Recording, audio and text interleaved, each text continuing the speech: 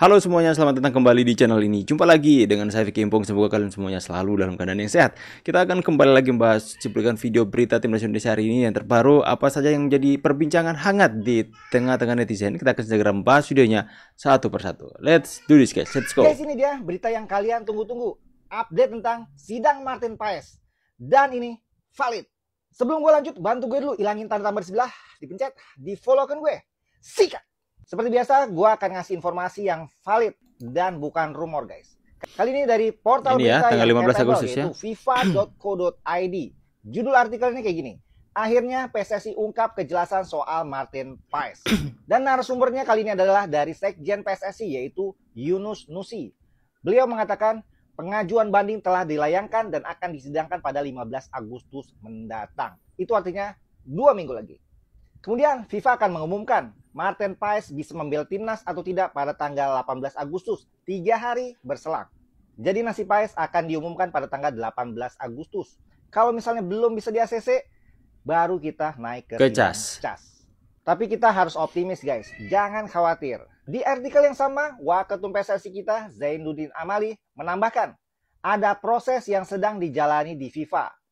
Amali yakin FIFA akan merestui perpindahan asosiasi Paes dari KNVB ke PSSI. Proses apa itu nggak dijelaskan lagi, lebih gamblang.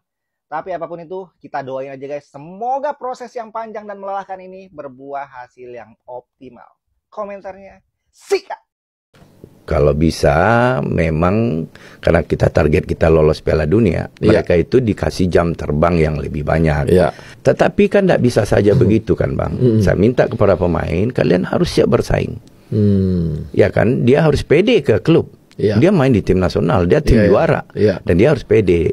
Dan dia harus ya banyak belajar dengan senior-senior. Apalagi kita sekarang ada 8 kan pemain-pemain asing. Dan mereka bisa belajar di situ. Cuman kita kan harus komunikasi dengan pelatih klub.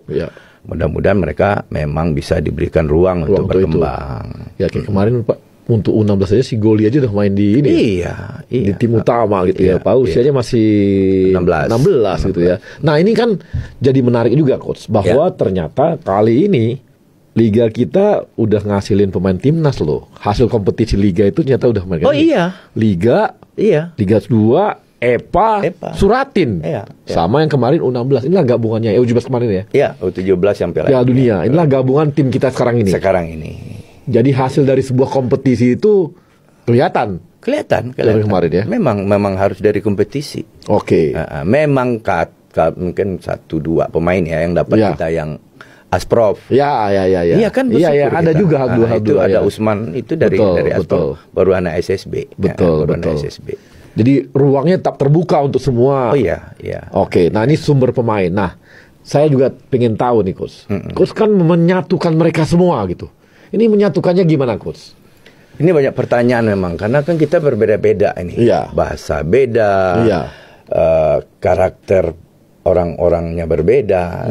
Tapi dari pengalaman saya tahun 2011, Bang, menyatukan dari Aceh sampai ke Papua itu dengan perbedaan-perbedaan karakter budaya dan sebagainya dasar Bang, bagus malahan. Coba Bang lihat kemarin, ya kan, itu kan ibarat orang nyanyi, ada yang pop, ada yang rock, enggak? Jadi karakter, butuhkah karakter orang Sumatera Utara? Butuh. Yang mainnya ribak, iya kan, butuh enggak anak-anak Jawa Barat? Butuh.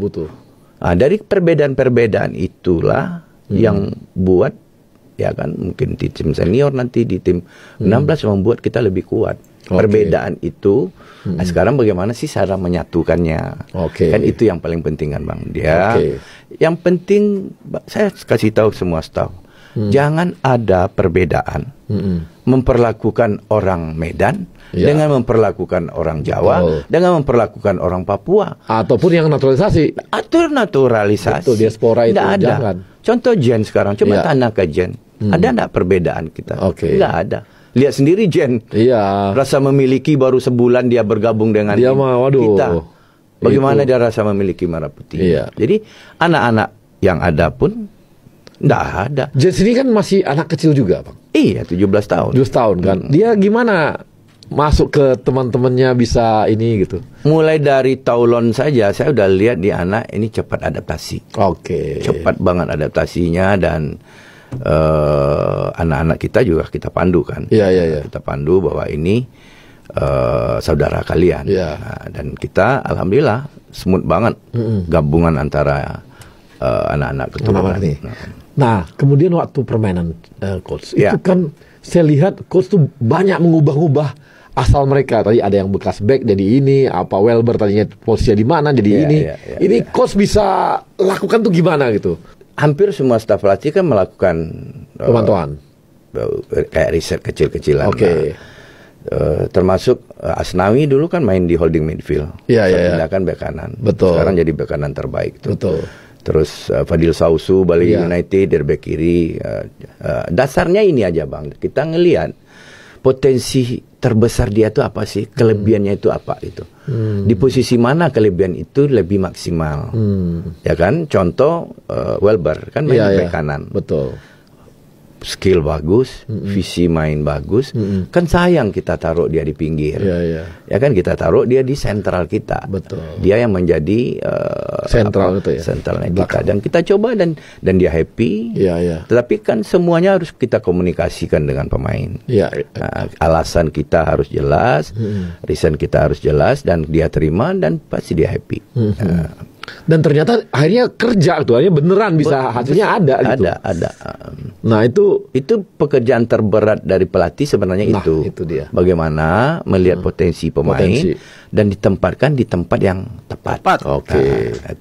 Nah kemarin waktu lawan Thailand, dari antara semua itu yang paling berat mana, Coach? Malaysia atau Thailand? Malaysia Bang. Malaysia ya. Malaysia ini beratnya beban mental.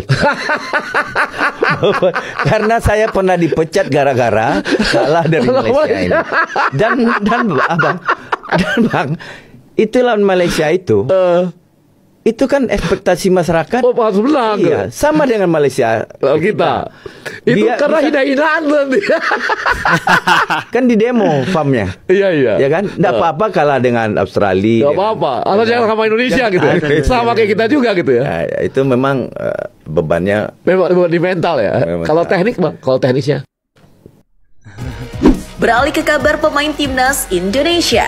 Calon pemain naturalisasi timnas Indonesia dari FC Utrecht, Ole Romeni kembali unjuk gigi saat menghadapi klub Serie A Venezia di laga uji coba. Meski akhirnya kalah 2-1 atas klubnya Jai Itzas, namun satu-satunya gol dari Utrecht berasal dari dalam laga yang dihelat di Stadion Galgenwaard tersebut, Bang Jai bermain penuh 90 menit, sedangkan Romeni hanya bermain dari bangku cadangan di babak kedua. Sementara itu, Ivan Jenner, rekan Romeni di Utrecht, hanya jadi pemanis bangku cadangan saja di laga tersebut.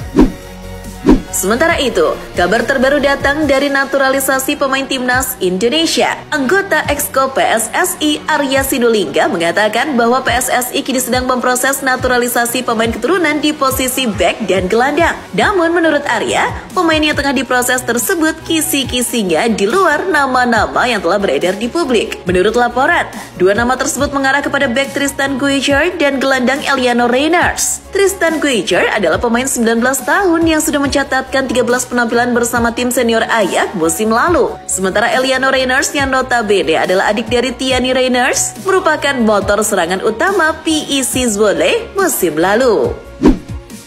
Setelah timnas Indonesia mengatakan akan menguatkan skuad muda U23 di Piala AFF 2024, timnas Vietnam mengaku yakin untuk bisa membalaskan dendam kekalahannya di pertemuan terakhir. Media Vietnam, Soha, menilai timnas Vietnam memiliki peluang besar untuk bisa mengalahkan Indonesia jika turun dengan skuad U23.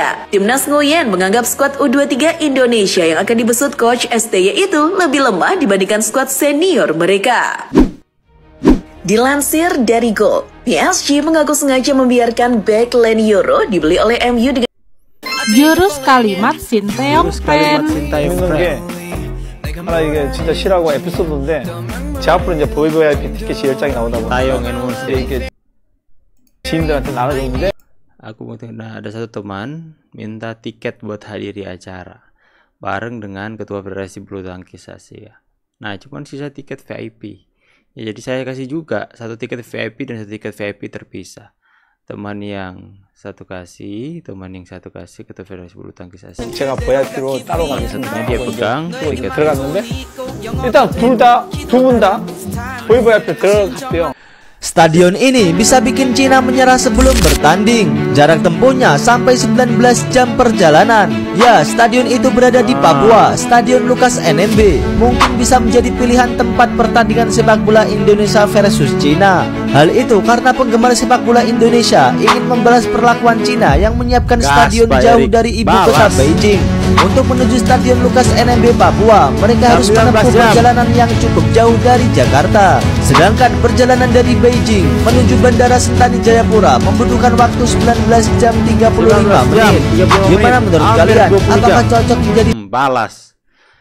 Ya, Pak Erik harus melaksanakan di Stadion Lukas NMB di Papua yang membutuhkan waktu 19,35 menit, 19 jam 30 menit waktu tempuh dari Cina.